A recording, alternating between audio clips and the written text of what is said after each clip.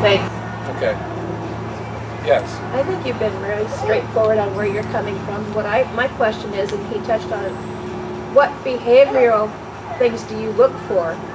What are the things that you're trying to correct in these people? What is it that you said it's the behavior, not the cult or the belief. So what do you focus on in the behavior? Okay, well let me give you Dykman's, which is the briefest model that I use. Martha Dykman identified cult behavior specifically as compliance with a group, dependence on a leader, avoiding dissent, and devaluing outsiders. Okay, to the extent that those things become more important and extreme in the behavior of any group or organization, you have what he called destructive cult behavior. All right, so when you become overly compliant with a group to the exclusion of other kinds of information, and you become overly dependent on a leader, even though you say you're not, your behavior says you are. You know, in other words, the leader says, you know, Prozac is a way to enlightenment, and suddenly everybody's taking Prozac. The behavior says you are, okay? Devaluing outsiders. We are the elite. This is the quickest way to enlightenment. No one else has this great path. The chosen people. Yeah, we are, yeah, whatever. But you begin to devalue outsiders. To the extent you do that more, the more harmful the system can get. Avoiding dissent, that goes two ways. You don't like it when people like me, who's an outsider, criticize you and your group, and you don't want to listen to them. Okay, so you avoid it. You don't want to interact with that. But you ought to be within your own head, with your own heart. You see something in the group you don't like. You bring up an objection. You get an answer, and you kind of numb out doing anything. You kind of shelve it, and you think, okay, well, if I pursue this line of questioning, I might get in trouble. So you stop questioning. You avoid the dissent within yourself. I mean, one of the hallmarks of mind control, for want of a better word, is that the person polices their own thoughts while they're in a group. They learn to adjust, adapt, monitor their own behavior in order to seem to fit in. You know, not rock the boat. You know, if everybody stands up and cheers, I stand up and cheer. You know, and do this.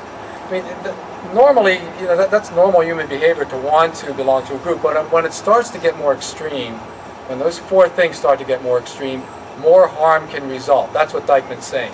So those behaviors are something to look for. There's other models, but his is the briefest. And that's true from children on a playground all the way up everywhere. to And he says that. Nazi experience in right. Germany. Dykman says that. It's across the board in society. It's not just religious groups, small or big. It's all kinds of social situations can have cult behavior. And you have to watch out for it because it gets dangerous. You stop thinking, you start following, and sometimes the leadership isn't so well guided.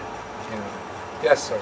I'd like to make two suggestions. First, I think it would be helpful to you to read the scientific studies that a group of scientists did on Jay-Z as you channeled that phenomenon. I know. I'm aware of who they are too, and okay. I also, you know, I've written about it, but their approach to proving whether or not she was a fraud, in quotes, is completely wrong. Okay, I mean, a lot of people disagree with that. What's that? But you're not a scientist, so that would just be your opinion about it, right? I just gave you my opinion. Yeah, okay, so that's an opinion, not a scientific validation of it one way or the other. Secondly, I think you should get on with your exit counseling for all of those who want to take advantage of it. I don't have time for it. Oh, it's a shame.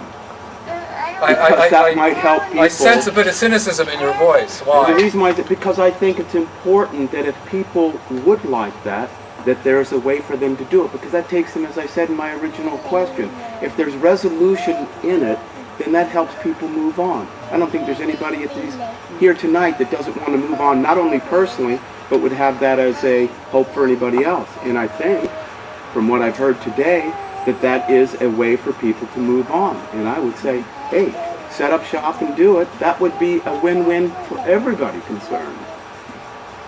Well, it might happen. I mean, there's other places for people to go for that kind of information. Okay, well, whatever it is, whether it's you or somebody else. Mm-hmm. Yeah. I think it's a great idea. Well, I'm sure they're going to do it. Good. I hope so. Yes. I guess, okay, my question is a general one, sort of about the agenda. I see that after lunch it says moderated comments from people moving on from RSE.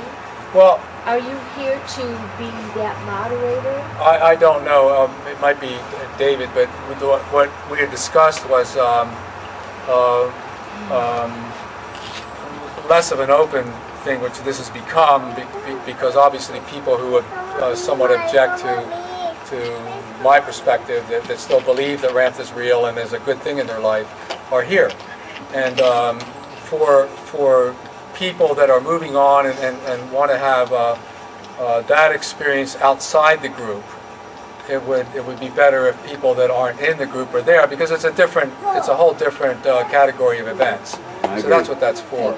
Yeah. You know, so I would recommend that people that are Ramtha pursuers or believers, not participating in that, we would ask you to leave, because it's really inappropriate for you to be there. One, it might irritate you. You don't want to go through that, and two, it's just another perspective that's going on. So, Yeah, I kind of wanted to follow up. I didn't know what the agenda was here today, and I appreciate your contribution and have learned from you. A lot of people here who are in the school know me, and I never have approached anybody to say, this is why I left, or you should leave. But I have attracted people to myself, and if they ask me, why did I leave, or what do I know, there are things I know about Jay-Z from first-hand knowledge that people in the school do not know. And so one reason I came here today is to say that I've left the school, I'm still on my spiritual path. If anybody wants to talk to me, I'm available for that. Not as an exit counselor, but I'll share my experience and the things I know. yeah, it's kind of about networking too, because obviously this is just an ephemeral event. It's going to come and go, and it'll be like a dream. Just footprints are left around here. But it's what happens afterwards. Some people will network, and some people may come to you if you give them information Well, or and there are whatever. other people here that are here willing to do the same thing. I Yeah, think. but David's going to provide some funneling. If people want to go to him to ask, what did he say about that, or how can I get in touch with so and so. I mean, I think you're going to offer. Sure, I'd like to share sometime emails. today. Stick around, my opinions. Well, is it your hope perhaps that a loose network of people will form, that those of us who still live in this area but have left the school? Yeah, I really would think that would be great for part of my journey in life, to rekindle the spirit that we all had together in the school. I don't see why when you leave the school there's nothing. It's almost like our family is gone. And when you want to go back visit your family, it's kind of, you have to start from the beginning and pay your money over. Somehow I've reached a place now that I'd like to see that happen, and if we achieve that together, I'll be really happy for that. There's more to it than that. It's a simplistic way to share that, but I mean, if I look at some of my dear friends from the past who feel this is their path, and I'll sit down and I'm sure they will too. I would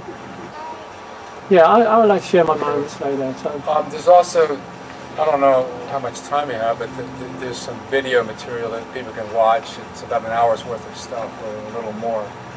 So when do you want to do that? yeah, before we wrap up this is really healthy for my mind and my spirit to have these questions coming over, and really I look at why you're asking the questions. That's kind of important to me. Where are we coming from, and sometimes that's more important than even the answers and questions themselves. So I find that the dynamics is really important to see this happening. See some of the key members from RSE here, and it's very tempting to put the energy into us and them, and I really hope that we can see deeper than that in one another, and also part of why I think we can perhaps do this. And it is a threat, to some, and it's a fear for others to go there. You know, you just don't go there where we're attempting to go. And I think that's part of why we need to go there. So we'll share this after when Joe's done. And everybody really feels if you haven't got the courage to ask your question, please find your heart and do it. It may sound stupid, it may sound whatever, but just get your question out. And it may not be answered, but at least you did that. I found it very, very difficult to stand up in RSE and question. I was afraid. You know, I was afraid to ask questions. I was afraid to even say this is not right for me. So that was like a red flag for me in my spirit. So I'm just saying, ask your questions and anyway, that's all. I'd like to end this on a note of levity. There is the us's and there is the m's, but the us's are the thems and the thems are the us's. There you go. Coffee talk. I think we're toward the end of what the agenda was. It's supposed to end at 1. I think I'm still on Eastern time on my watch. But, do you have any final questions? Any comments? Joe, I have one thing. I know I've overstayed my case, but I want to thank you for coming here. I want to thank David for organizing this. Thank you very much. I'm very grateful to the information and knowledge you've shared with us. And those 4 points that you delineated, I think, are excellent. And the last thing I would say is that we all have belief systems, but it's like a pool. It becomes stagnant if our belief system isn't open to new input, new information, new other belief systems. Okay, thank you. Any last question? Yes? I just had a question for Dave. I just wanted to know why you didn't go back to New Zealand when you left the school. Why was it so hard I did to go back? I did go back. I was there for maybe 10 months.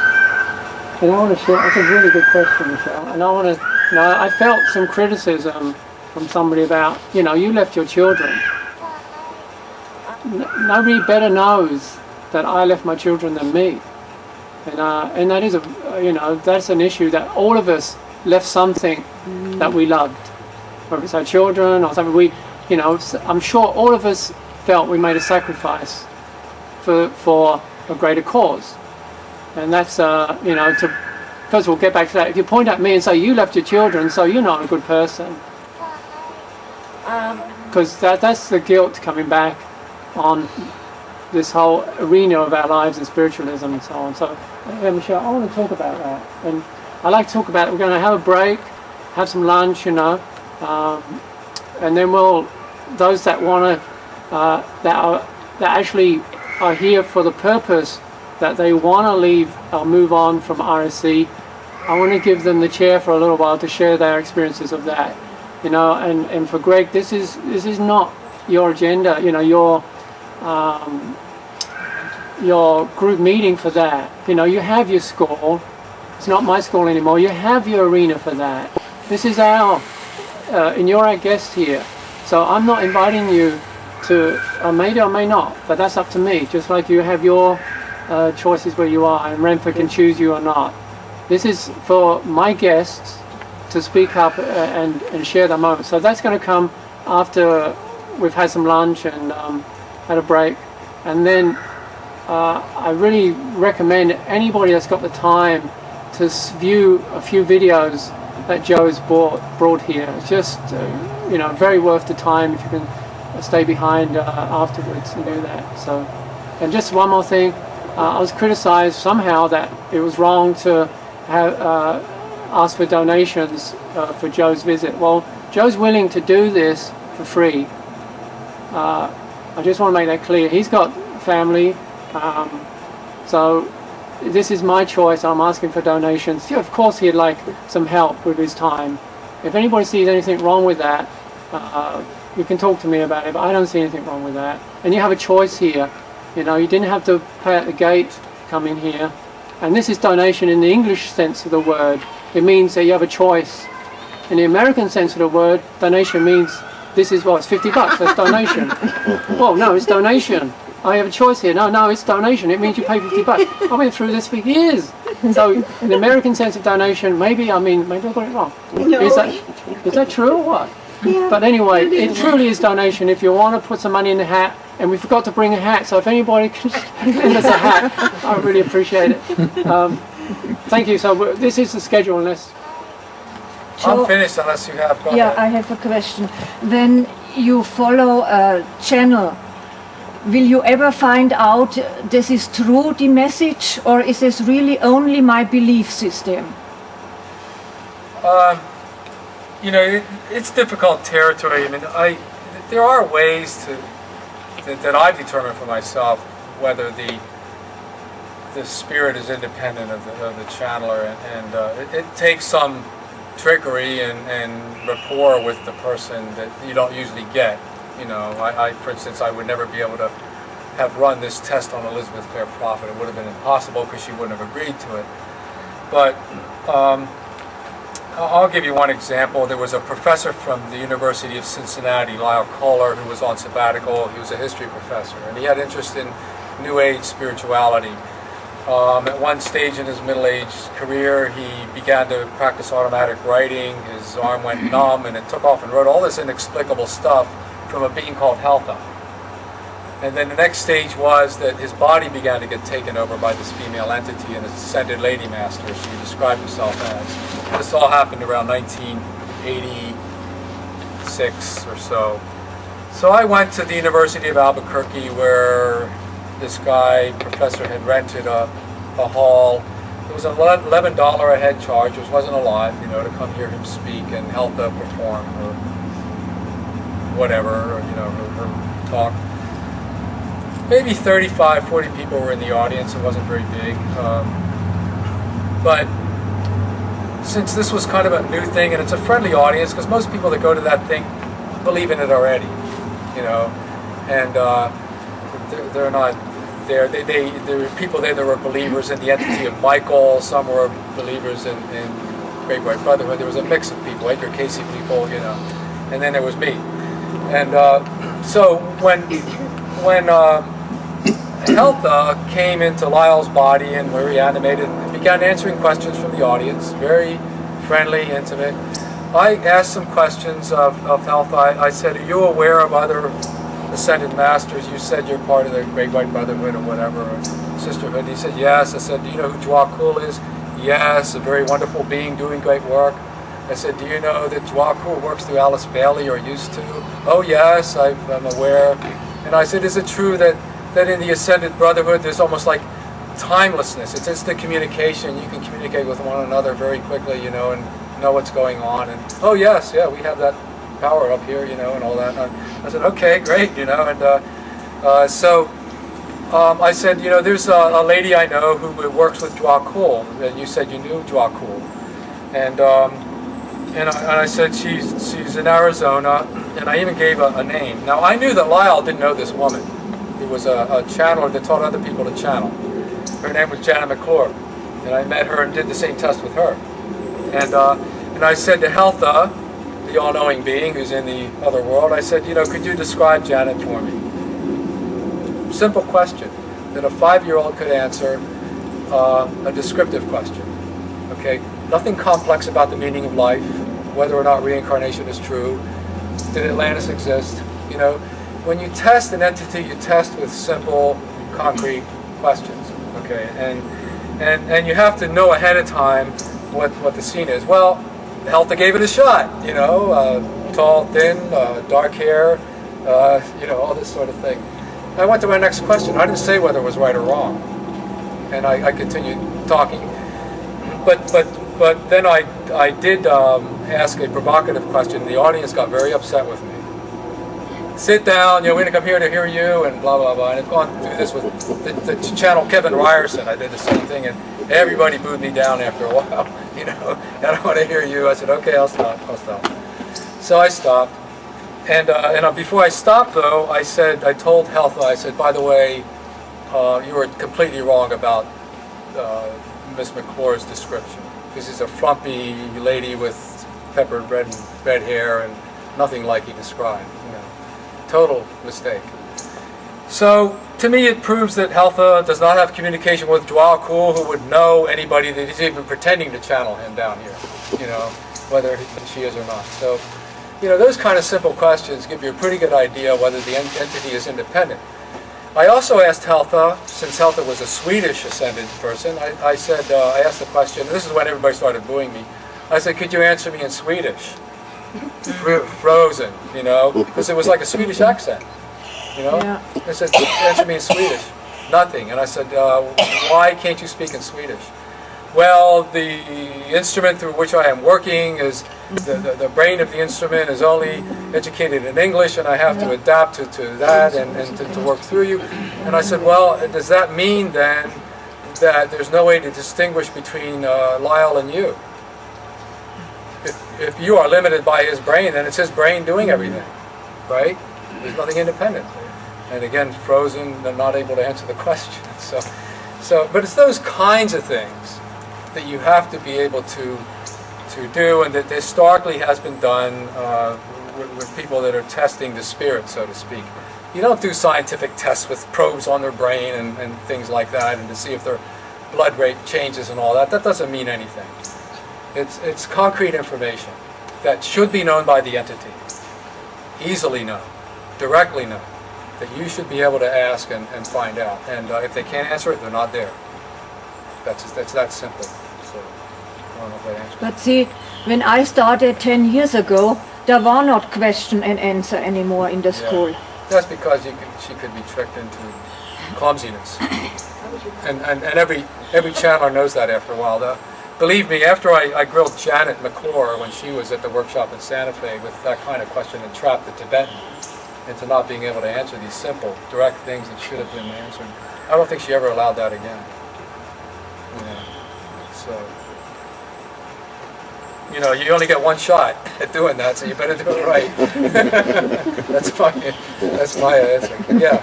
People tried and stand up and spoke or screamed and immediately exit. Oh yeah. This was not more allowed. It's the same process. You have to gain rapport.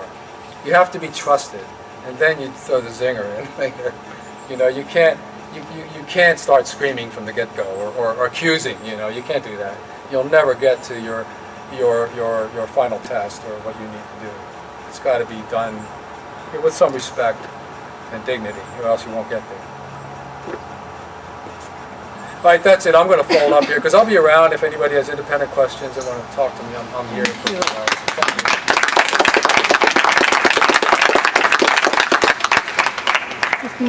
you. A bit about myself. I'm a bioengineer, and just recently began my PhD studies in neuroscience. So throughout the time of the school, I guess I can confess it to you, I've not really been fully committed. When we were told... He won't tell anybody. Okay. You can't see that. Tell the whole world right there. When we were told to dig an underground with our hands, if we couldn't do any better than that, I pretty much said that's bullshit. And I didn't do it. And nor did I think that we were in such dire straits that we needed to do that. If I were rich and I wanted to have an underground place, fine, we'd do it just for the hell of it. Is she one of us? But that, over the course of 22 years, kind of summarized what happened and how I got to the point where 4 years ago I said, okay, I've had enough. I would say that for the past 8 years prior to that, I had been on a point of really a labored suspension of disbelief. To believe in Ramtha, Jay-Z, the channeling phenomena, you have to suspend your disbelief.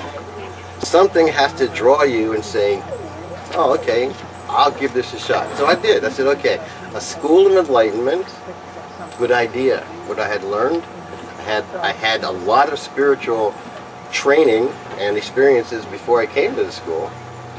And so I said, okay, let's give it a shot. This might be a good thing for the world. At least the advertised intentions of the school were very honorable. I had the opportunity from about 79 to maybe 85 of participating in the Ramtha dialogue portion of the time.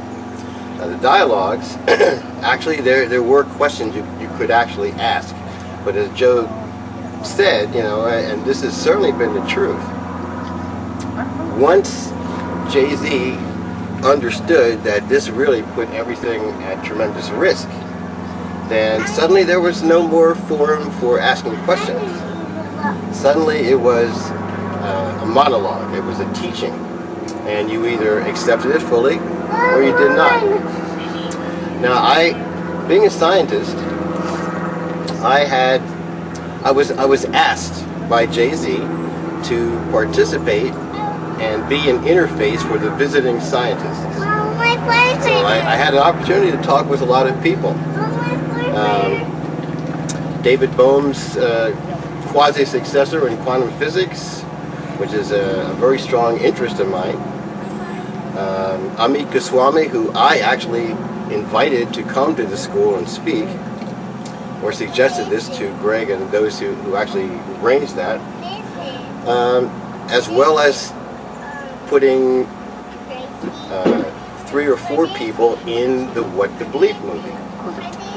Will Arndt came to me and asked who should be in this movie. So I suggested William A. Tiller, Goswami, Fred Wolf, all of whom are acquaintances of mine. So I had the idea and the hope for the past, you know, up until the time I finally left, that maybe Jay-Z is going to get it, and maybe she's going to come clean, and maybe let's put some of these things to the test. Now in '97, there was the scientist who descended upon the school to do the tests, and I guess other religious people. I think there were 12 or 14 who actually came and attended.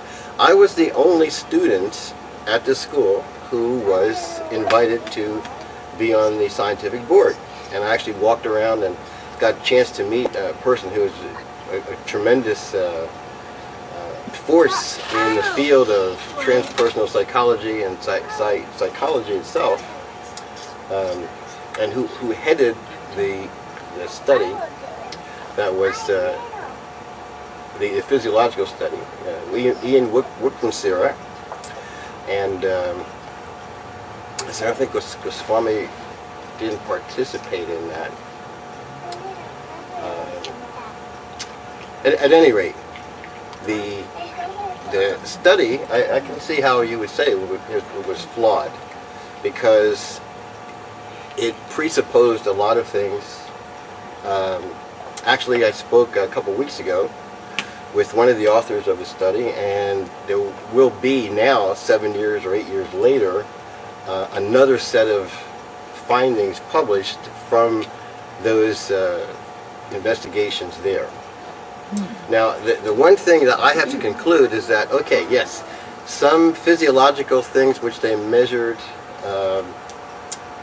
were quite unique, but no more unique than any multiple personality disorder person can demonstrate. So, you know, changing eye color, changing physiological parameters, even though they're autonomic and unable to be consciously controlled, are not beyond the scope of reality, what actually can happen. So, again, I said, okay, I'll continue along and I will try and see what's going to happen. Is there going to be a change?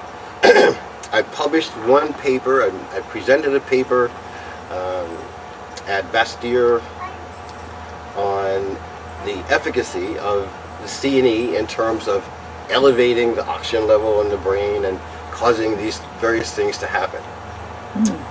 So, and subsequently, I've seen that there's a lot of research and a lot of other studies that demonstrate the same thing and don't attribute it to a higher entity. But for me, I think the most damning piece of equipment, information that finally precipitated my leaving was when I remember the day exactly. I was sitting in I forget the name of it. I think it was one of the sessions. It was a 3 or 4 day session or evening session. I forget the name of what it was called at the time, but it was a teaching on the physics of metaphysics, and how from the cosmos things came down and manifested. And I'm listening to this, and Mike Wright was presenting it since Ramtha didn't show up that day, and it just flew in the face of everything I knew. And I said, no, wait a second.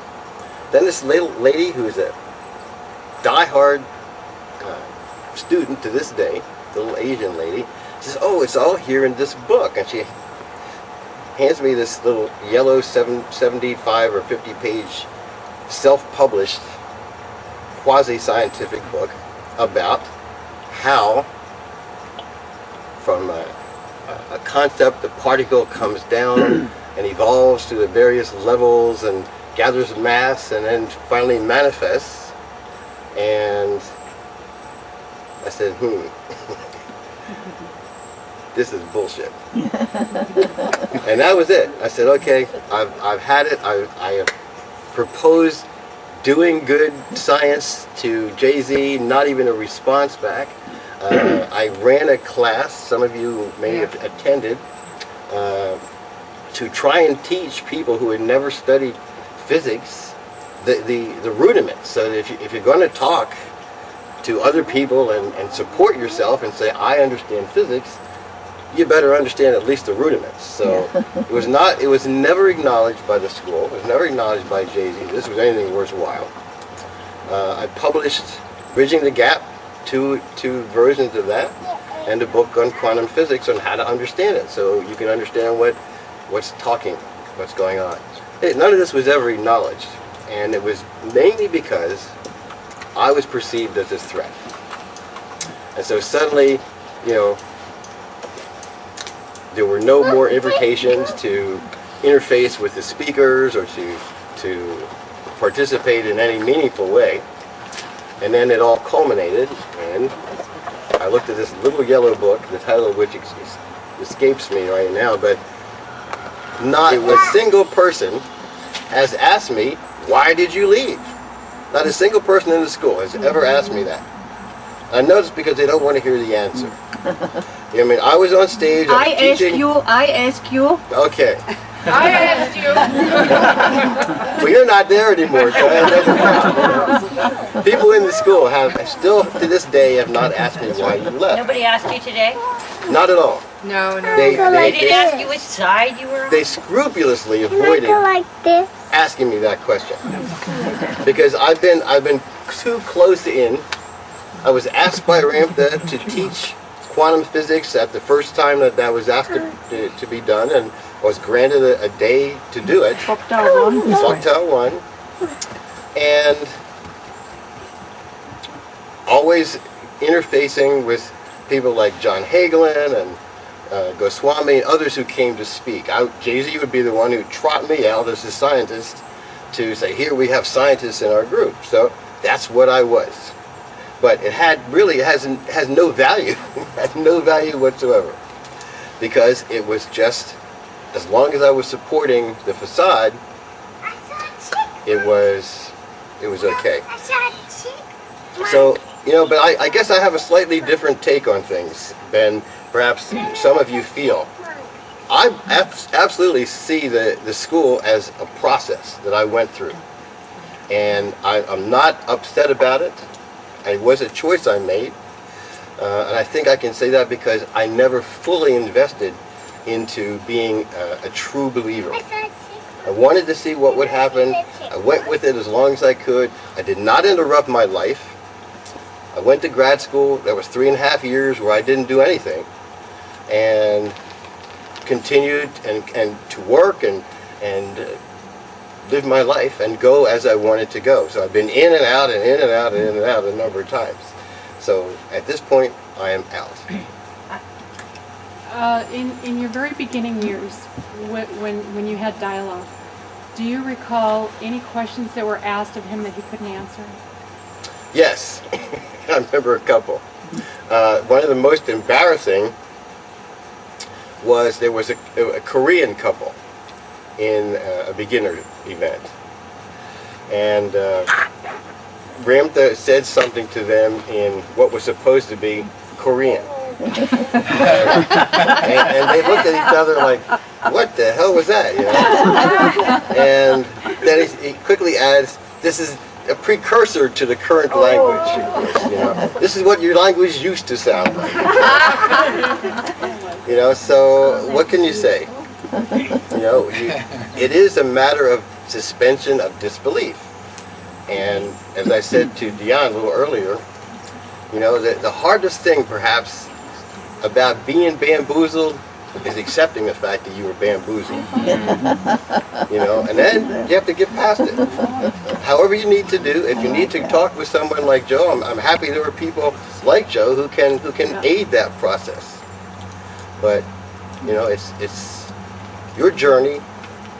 That's a wonderful statement. That's what you have to do. Yeah, you know, that statement you made, it reminded me one of the first therapeutic things I did when I left this group in 1982. I wrote an essay called Confessions of a Spiritual Idiot. And it got passed around the group and got to the leader. And that put me in the dark zone. But that's a very good point you raise also. And I think that it fits totally with what Joe talked about earlier.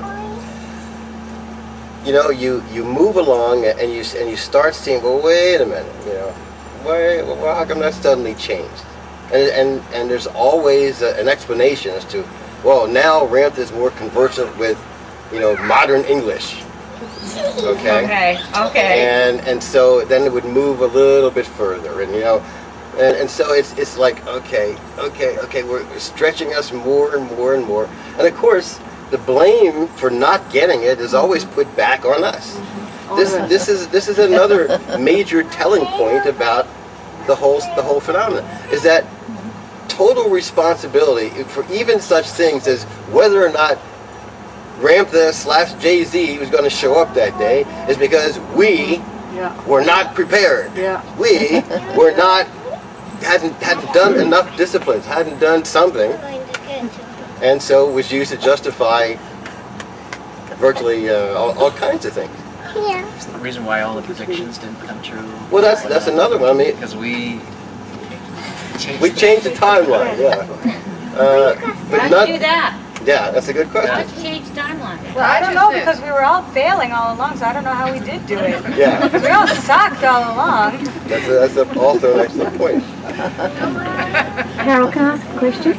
Like you said in the beginning, the teachings were wonderful, and they were wonderful, and then it slowly started to change. So what was the teaching in the beginning? Where was that coming from? Well, you know... Was that coming from Jay-Z, or was that actually a higher being? You know, okay. First off, let's just examine the fact that Jay-Z is a very intelligent woman. Well, you all know that. She's very intelligent and very powerful, and I respect her. She has taken her vision and she's made it a reality. I mean, maybe not the way I would go about it, but this is what she's accomplished. So one of those abilities is the ability to assimilate a lot of information and integrate it into her story thread. So the early days were really flowery and full of platonic things, you know, and as we became more seasoned, then of course it had to get more directed. It had to the storyline had to evolve and be much more something that would hold our attention. So captivating. Yeah, captivating. Yeah, that's a good word. I have an understanding, a theory about why it changed in the way that it did. I had a personal experience with Jay-Z when I was going through a very deep depression, and I was suicidal, and I was still in the school.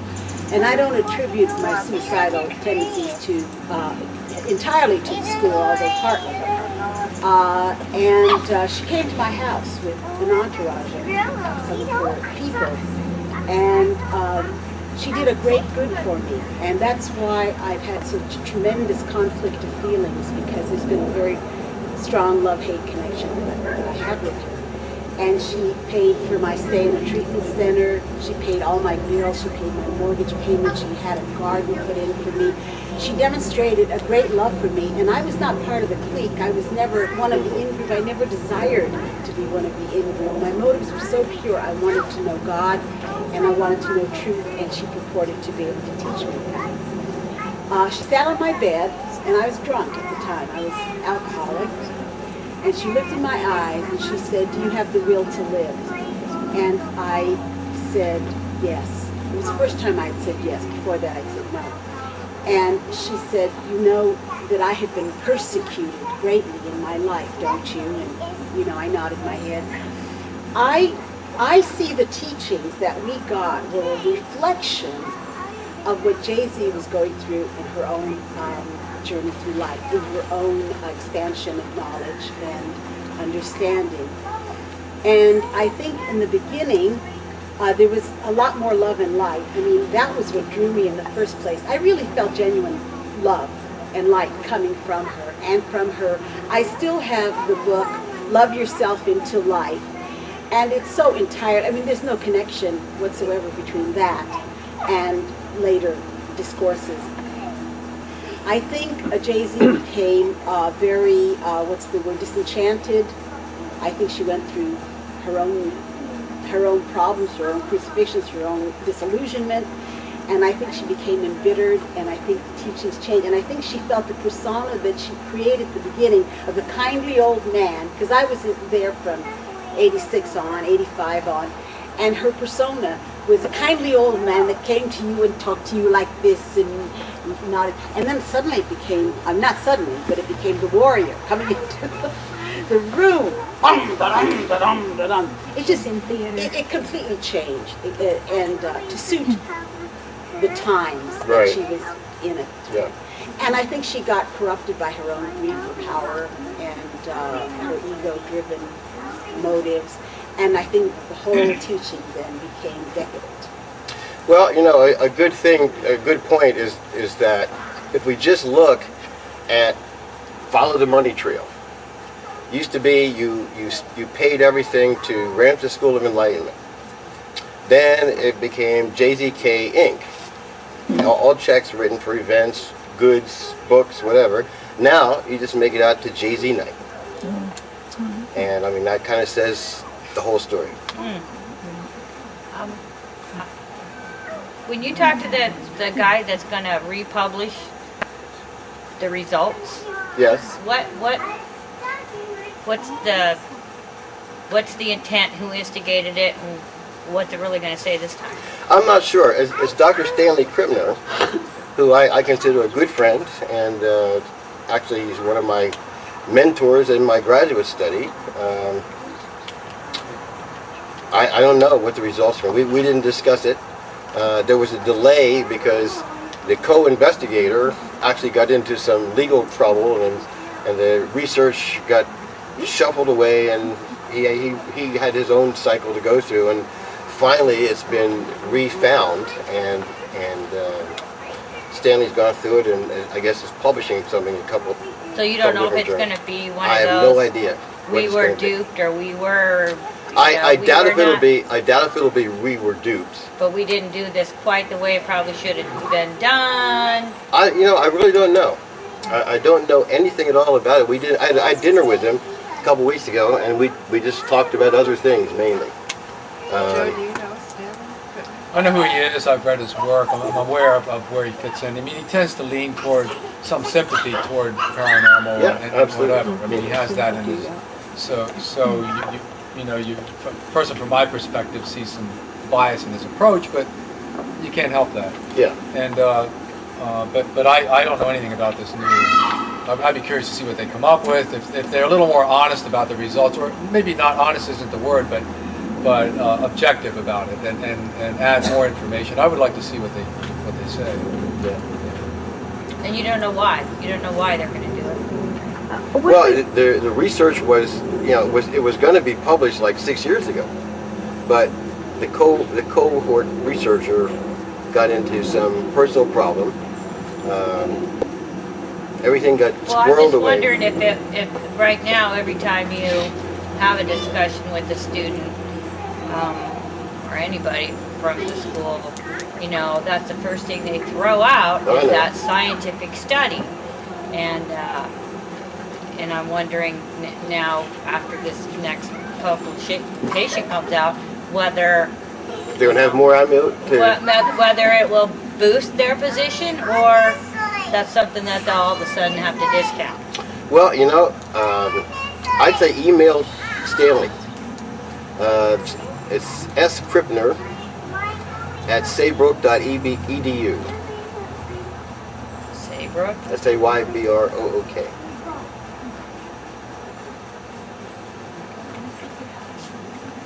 I thought there was... Did it, as far as you know, PPNER. did it ever occur to the members of that group who were, you know, there to evaluate Ramtha and interview, sounded like they interviewed staff, some students. Did it ever occur to them to maybe put some ads in the paper and say, hey, is there anybody who left the school and might want to talk to us, get a broader perspective? I don't think so. I think that the purpose of the conference, which was called In Search of the Self, was generated by Jay-Z, and you know, I think well-intentioned to call together a whole bunch of different people and submit herself to scrutiny. But the scrutiny, again, who was there? They were pretty well screened as far as who was going to be invited. And no real obvious critics would be there. So, you know, it turned out to be some very interesting discussions. Some interesting papers came out of it. But two things to remember. Not one of the people actually joined the school. Not one of the scientists who ever came to speak ever expressed an interest in attending the school. So it's a business. And were It's they a given business. large sums of money to attend? It's a new age business. I mean, let's just face it. That's what it's become. It's a new age business. And weren't they given sums of money? Everybody was paid $2,500 or thereabouts. Between $1,500 and $2,500, depending on whatever. Now, this is interesting. The Reverend Moon's been around a long time, and he's given out millions to speakers to come at the events that he puts on and pays for people to come in. And it's his way of promoting himself through propaganda and using group money. And of course, these congressmen and whatever, they'll take the 10,000 speakers fee, in some cases up to $1 million. Wow. One of our former presidents took $1 million. In fact, both Republican and Democrat, each by Moon, to speak at one of his events. But he'll put the money out to get credibility. Yeah. And that same thing goes on here. You know, the speakers come, and like John Hagelin, you know, he was an interesting speaker. Well, Hagelin is a promoter of the Transcendental Meditation. Absolutely. He's a total believer in that. Yeah. Absolutely. He's an interesting character. Just a little bit more background about I was initiated, got my mantra in Transcendental Meditation. Okay. Stanford University, 1971. I could probably tell you what it is if I knew what month you were born. The secret mantra you're never supposed to tell anybody. I was telling Frederick, who was here a bit ago, that I was in Scientology. I worked as a staff member in England, Scientology.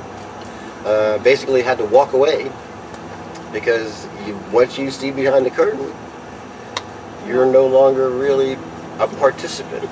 So, Carol, are you cured of cold hopping? Are you a cold hopper? If you're a TM, Well, I haven't mentioned all the other things along the way. well, whatever. But now? basically, you know, it's just been a journey, and self-exploration is the name of the game. And living life, enjoying my time with my wife and my kids, and progressing in my field of study and research. That's as good as I can hope for. Yeah. Would you say that that's the difference between yourself and people like yourself and others that get into it and can't get out? Or don't Well, want to I get think out? it's really a matter of investment. Some people, and I'm sure you would concur with this, many people come and they want to like totally immerse themselves because they feel they're totally unworthy, they need help, they need something to, and they want to believe in something greater than themselves, outside of themselves.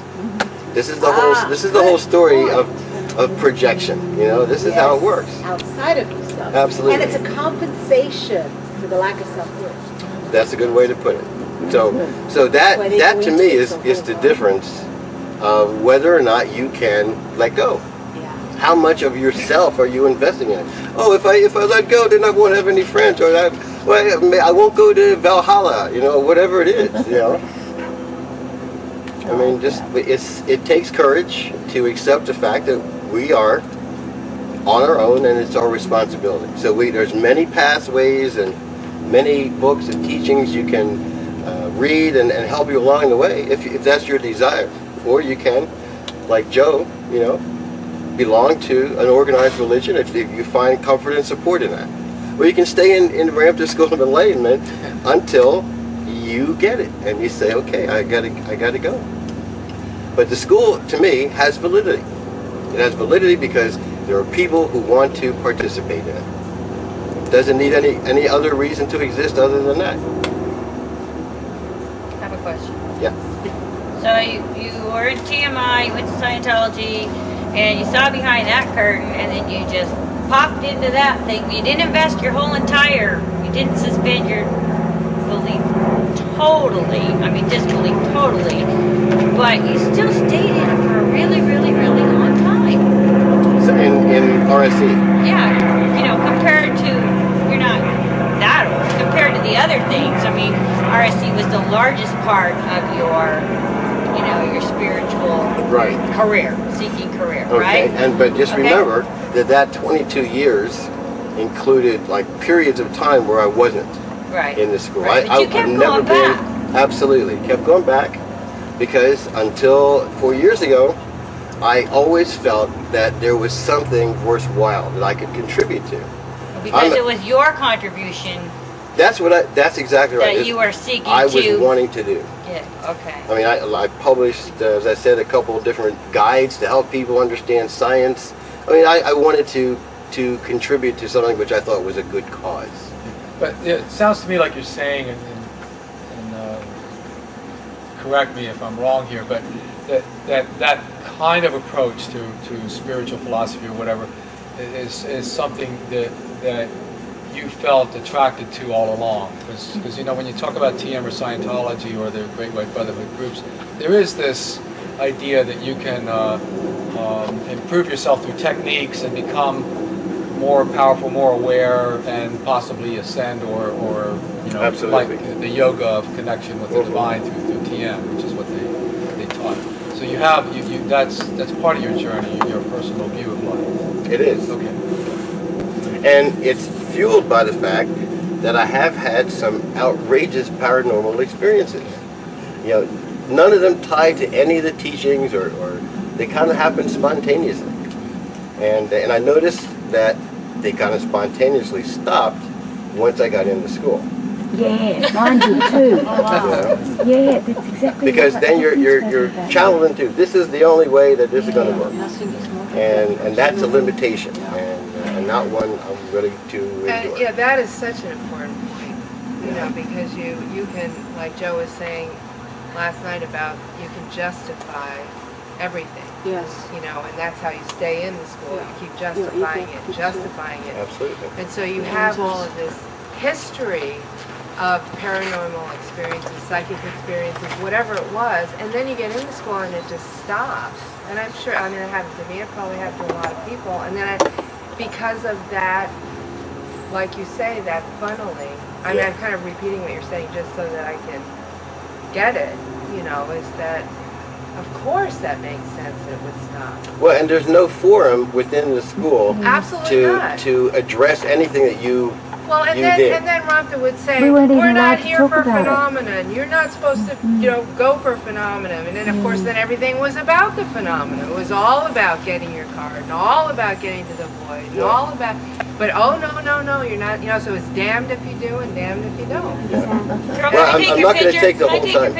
You can if you like. Okay, just keep talking. I'm taking. Okay, I'm not going to talk much longer. I want to give everyone else some time here, but one thing that's really important, I believe, for people to get is the fact that, I had hoped that some of the ranch people would still be here, because this is an important event from the standpoint that once you leave the school, you're pariah. There is no, the only way you're welcome back is if you pay up and do either a compressed event or start all over the whole cycle. And, God, I was a pretty good student. I made it to the void unaided, not unlike some people, many times. How do you know that, Carroll? Good question. Finding cards, all of the different things that you're supposed to be able to do. Yes, I did. I was very, very good at them. But it doesn't matter. When you leave the school, it's like you're cut up. So I can appreciate how that can leave people feeling who have really invested in it. And I empathize with you. For me, it wasn't so bad because I never really invested that much. So, Jeannie? I'm just an old dodo, and I really enjoy my life very much. But my husband taught me to laugh at a lot of things, and I laugh at myself a lot. If I didn't do that, I'd be very unhappy. Well, that's a good point. I have to. That's a good point. And it makes my life so pleasant. I have a question. How come you weren't caught? Because I thought you were a good student. How come I won't? You weren't caught and kicked out because, you weren't that good a student, Carroll. Erica. I have, you are done. I have a question on Joe. This is now urgent. Okay. I will finish just simply. That's urgent. A question from me. Yes. An urgent question for Jay. Okay. I guess in closing, all I want to say is I'm happy for the opportunity to talk to you all, and I want to make it very clear to the press that I'm not condemning the school. I don't want to see it dry up and go away. It is what it is. There are people who are there who believe in it. Yes. We cannot snatch somebody's belief system away from them without their asking for some help. So they don't want any help. They don't want to look at the things which maybe are glaring to us. We have to allow that. At least that's my point. Anyway. Good. So, Thank you, Carroll. thank you.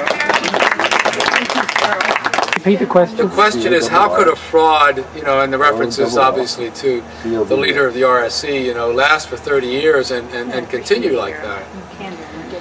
I think you have to define fraud for one thing, and what you mean by that. But I think what you mean is, if somebody is faking being connected to a god and actually controlling the whole thing herself, how come she's not exposed? Well, the answer is this has been exposed since the beginning. A lot of people have seen through this since the first day she ever publicly said she was Ramtha. A lot of people that came to Richard Chamberlain's house when she used to do it in Hollywood walked down and go, this is bullshit. Not everybody believes.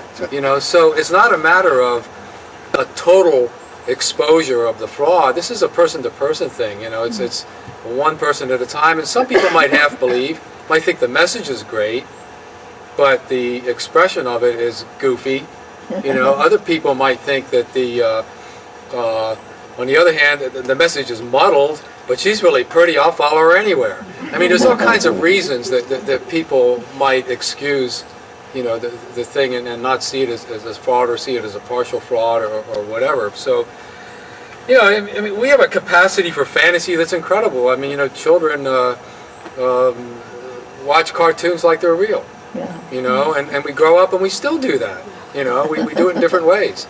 So that's part of our creative ability, which helps us. It's also is a way that we can deceive ourselves. You know, people. I don't know if that answers your question, but it's just part of human behavior. I mean, I've often called the whole channeling phenomena a kind of a mind puppet show. It's you don't see anything, you know, you don't really smell anything, but it's there. You know, it's a mental, and it's a mental manipulation of the channeler or something in some inexplicit way in some cases. But you know, so I just call them mind puppets. but that's, you know, but the point is that if you see it as more than that, you can continue to see it as more than that. Not everybody will. In fact, it's a very small percentage of people that are going to accept something like this. If you took a cross-section of society, 1,000 people, and showed them something like this, maybe 1 or 2% are going to accept it. But that's all they need, you know? Chosen few. Yeah, the chosen few. Yeah, Exactly. right. Self-selected. That's right. Make them special. Yeah. That's right. So I have a question for Oh, you. okay. Earlier you said that you mentioned Jeff Knight. You Yes. said that you went to court with him for him. I would like to know what Jeff said about Jay-Z channeling. I interviewed him. There's a tape here. You can listen to him yourself.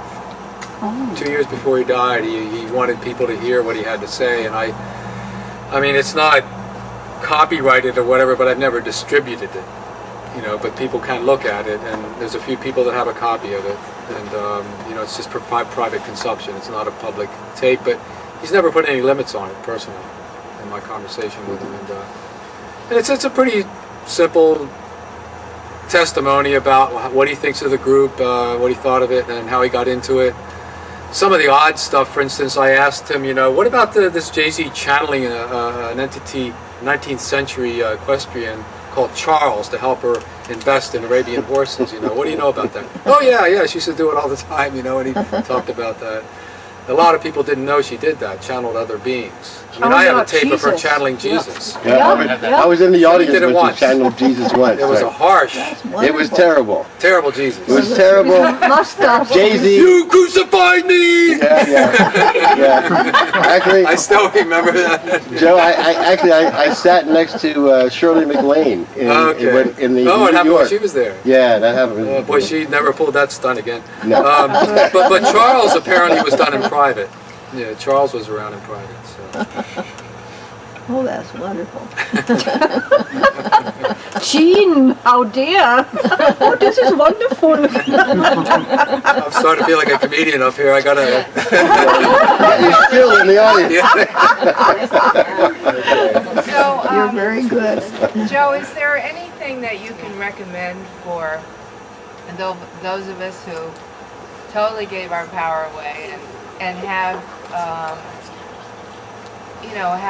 Eric and I were talking about how and Margaret, how there's still this, anger comes up, and then just this incredible range of emotion. Mm-hmm. And I was saying to Carol, I totally accept that I was bamboozled. I have no problem saying that I was an idiot, that I was asleep, and that everything else, but I still have all of these emotions, even though I feel like I've worked with it. I mean, what is that, and why isn't it going away? It doesn't. I mean, even for me, and I work with this in different ways, obviously more eccentrically than the average person that leaves a group or a cult, but and some people say that you keep revisiting this stuff and telling your life story like they do in AA or whatever. You keep re-traumatizing yourself.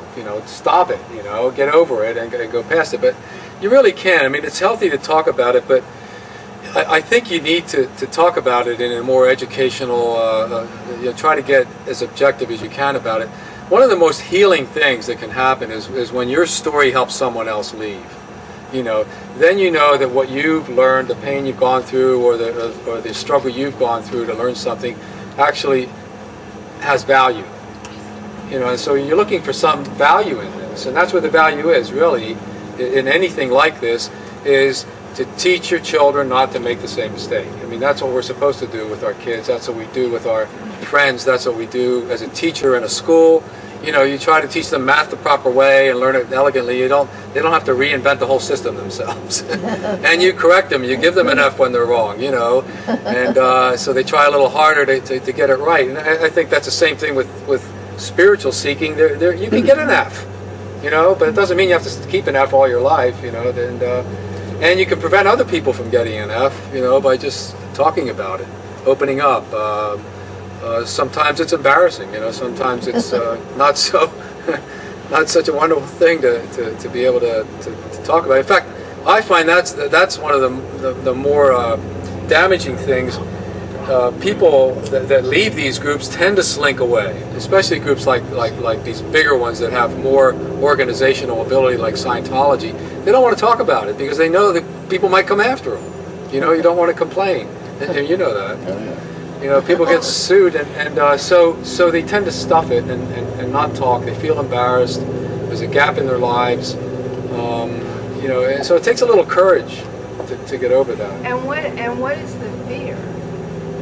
A lot of it's psychic, believe it or not. I find one of the heaviest phobias that people have is that there's some dark energy, some conflict. They've, you know, maybe the group is bad, but the power still exists, and something might happen to me, and they begin attributing things, you know, to themselves that they think after they left the group or criticize it are happening. For instance, I went through a struggle for about 4 or 5 months after I bailed out of this Church Universal group, and you know, that it wasn't real. And about 4 in the morning, regularly during parts of the week or whatever, not every night, I'd wake up with stomach cramps, really bad stomach cramps. And it wasn't like I was eating anything weird. And my thought process immediately went to, you know, these forces or dark forces are getting at me, my karma's coming back at me and all that. Well, it ended. You know, I don't know what caused it. It could have been psychosomatic. It could have been a subconscious residue of the belief system. I'm not sure what it was, but I worked through it and it's kind of just disappeared. And I've noticed that the more arrogant I've become, and I'm using that word in quotes about this whole thing, and educated, the less trouble I have with any kind of a group harassing me or anything happening to me. I mean, a lot of people say, you know, well, you can't say anything about this guru, you know, like Satya Sai Baba, for instance, supposed to be one of the most powerful miracle workers in India with 20 million followers, okay? Well, I know how he does the vibhuti, the ash thing. I can teach you, you know. But, because I had a magician from India, a Hindu guy, B. Premanan, teach me how it's done. You know, he showed me. In fact, he gave me a bunch of the ash to work with. But you know, so Sai Baba's a trickster. Yeah. And he's not a miracle man at all. I mean, all of his so-called miracles are explainable. However, the people that leave him are very afraid of his power initially, you know. And it's true of a lot of other groups. The occult power is a very difficult thing for people to get over because they still believe in occult power is the problem. I don't say it doesn't exist. I just don't, you know, deal with it. You know, and I try to tell them. I said, listen, look at me as an example. I've been a public speaker since the early 1980s against some of the most powerful occult people out there: Yogi Bhajan, Satya Sai Baba, Adi Da, Rama Frederick Lenz, Elizabeth Prophet, J.Z. Knight. I mean, you know, Ramtha, whatever you want to call it. You know, I'm relatively healthy. I'll be 59 years old this year. My body's not getting crippled or anything. For the last 8 years, I've been working for this company. I've taken 1 sick day. Where's the dark force? Yeah. You know, what's happening to me? My wife and I are happy. My kids like me. I got 3 daughters. You know. My good neighbors. I mean, you know, my dog doesn't bite me. I mean, you know, come on. You know, where's all the dark energy coming from? You know, so I use myself as an example to try to get them to realize they can get there. It's a matter of perception, self-education, realization that power is more a projection of your mind, and it's whether it's real or not, I don't really care. All I know is it doesn't work around me. You know? Good. So you can get there too, as far as I'm concerned. You know. Yeah, I don't have any feeling about that. What I find amazing is that I care, or I have some fear about people that are in the school. It's not about Ramtha or Jay-Z. Yeah. And what is that? You mean what might happen to them? No, to me, that what they could do to me. Yes. Just the you know, what I feel when they when they totally ignore me and nobody, you know, what is that? Oh, Why is that? Can I maybe. say something? Yeah, go ahead. Because I think I know what you mean. I know exactly what you mean. I feel it too. Yeah. But I wonder, I mean, we spend so much time in the school not letting that happen, not allowing ourselves to be affected like that. And maybe part of it is just saying that, you know what, this is okay. It doesn't have to go away. This is okay. You know what I mean? Yeah, no, I do. Well, it's what, Joe, can you say what you said last night? Because I thought this is exactly what you're saying about what a relief it is not to have to be a god and what happens to you, because that's like a... Yeah, people talk about burdens being lifted after leaving these groups. You know, they have more money at their disposal. Yeah. You know, that's one big thing. And so their debts are lifted. But one of the other ones is the and I hear this often, is just the relief that they don't have to be God anymore. Yeah. You know, and what a weight off your shoulders. You know, and you know that realization is just incredible to some people. Yeah, it is. It is beautiful. Hey Joe, can we kind of demonstrate, in a sense, part of the problem that Diane's challenge is what she's looking at is really one of the biggest hurdles. You know, there's facing this fear, and there's a few people here that want to step forward and stand where you are, and just make that step over that. Can we open that for a little while, particularly for that? You know, so some more can come forward and share a moment. Do you think that's going to be helpful? You mean addressing that? Or just whatever they want to share. You know, I know there's others that whisper in my ear that, you know, can I step forward and say a few words? Yeah. Before they're worried in case it gets wrapped up and they don't have a chance to. Okay. I think they heard you. That in other words, you're asking for people to step forward and speak about that. If they have in case I don't want to run. The sun's going down. I don't want to run out of time. Sure. I'm ready to sit down and listen. Yeah. Great. Okay. Does anyone else want to come up and state something? You better come forward now after what I just said. Can I say something, sitting? Yes. Well, the only thing I can say, and I'm 90 years old, is that I'm so lucky to live the way I do, you know. But I've been taught by my husband to be able to laugh at things. And that's made all the difference to me if I take myself too seriously. You know, I can be so dull and so sad. Right. But if you can laugh, you can find things that are funny, especially about yourself, and I sure can do that. You know, what you're saying, actually it's very therapeutic, because I've been to ex-member gatherings, and if you're an outsider from the group, like let's say Transcendental Meditators, I know a lot of former members of that core Szimhart group there, they can joke and laugh about the movement and the guru and all that stuff among themselves, but don't you as an outsider try to make jokes about the guru. That's right. So it's the same thing, you know. I'm not going to make a whole lot of make funny statements about Jay-Z or whatever, because I'm really kind of an outsider from it. But you know, people that have been there, when they're among themselves, it's okay for you to do it, you know. So there is kind of a special club, you know. Each group or cult has their special set of ex-members, and they have their special way of healing.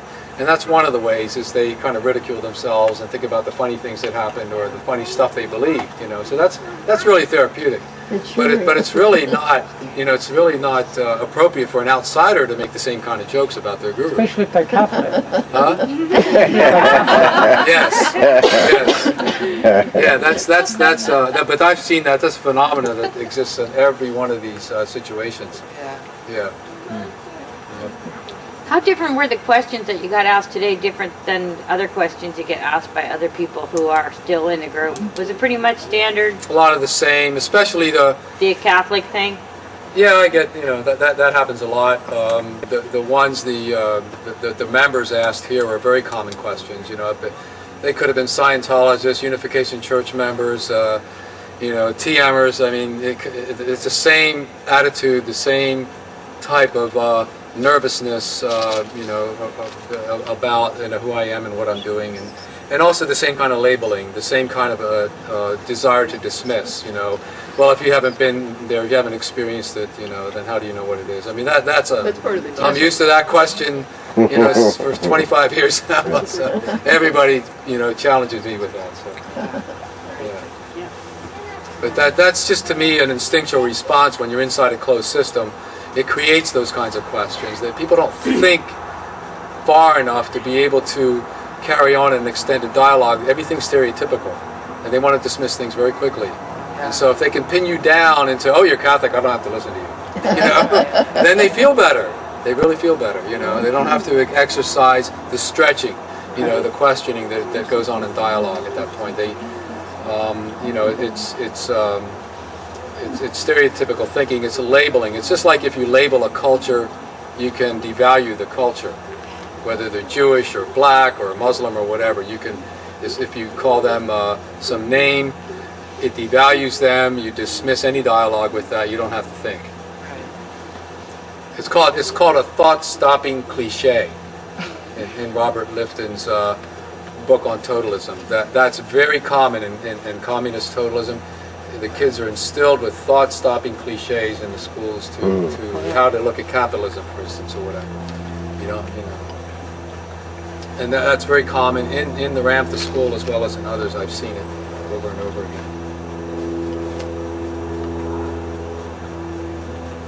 That's the Scientology term WOG. Yes. For non-Scientologists, yeah. Yeah, the WOG.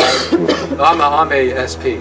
No, he's a suppressive person, yes. Of course, yeah. Yeah, and even more than that sometimes. Their lawyers have deposed me for certain things. Yeah. That's a lot of fun. Yeah, I can imagine. Yeah. All right. Okay. Step up. Does anyone want to step up? Here we go. Thank you, Joe.